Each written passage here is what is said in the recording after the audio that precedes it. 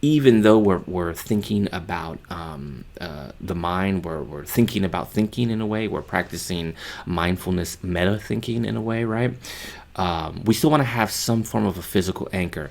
The physical anchor is just like the physical anchor in mindful breathing or the body scan, right? Like the idea isn't to use it to relax or anything like that. The idea is just to have a beacon or an object to come back to when we do find ourselves off in one of those thought trains or rabbit holes, right?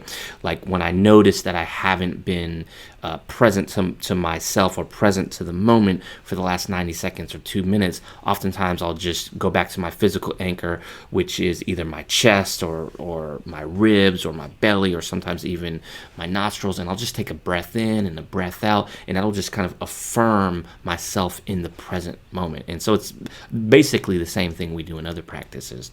And then again, follow basic instructions. For this, it's awareness of the mental content, right, as it arises. Sometimes you may look inward to notice what's going on from a mental perspective and not have any experience, like your mind might be blank.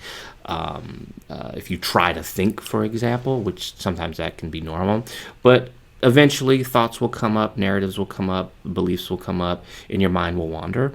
And then you come back to your physical anchor, and then you return to just practicing that noting awareness. And again, that noting awareness can be what we were talking about in the previous lesson. It can be something like, as thoughts arise, you can just say to yourself quietly, non-judgmentally, thoughts, or thinking is arising, or something a little bit more nuanced, if you like negative core belief or positive core belief, or thinking about dinner or something like that, right? Like you could do that.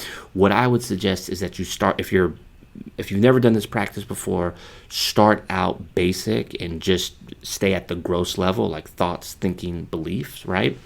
And then from there, you can experiment with more nuanced noting.